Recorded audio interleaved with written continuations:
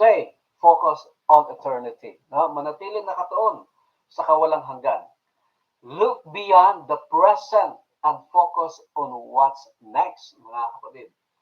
Yun pong, yung here and now can be discouraging. Yun pong ating kalagayan ngayon, kung titingnan lagi natin araw-araw, mga kapatid, kung dito lang tayo nakatingin sa ating kasalukuyan ngayon, talagang very discouraging, mga kapatid.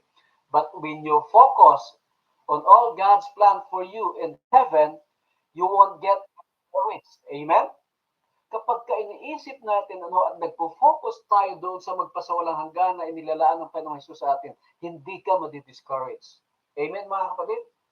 In 2 Corinthians 4:17 and 18, sabi po ni Paul, for our light and momentary troubles are achieving for us an eternal glory that far outweighs them all. So we fix our eyes not on what is seen, but on what is unseen.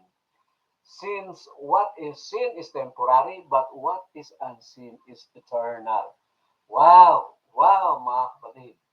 Kaya nga po, to overcome discouragement, let us focus on eternal, not on temporal, mga kapatid. At lalakas ang ating loob. I don't know what discouraging you right now, but I know God wants to bring you peace. God wants you to use your pain to help many other people.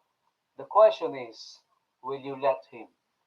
Mga kapatid, kahit po very discouraging ang ating pong mga panahon, huwag tayong mawala ng pag-asa because Jesus is coming very, very soon.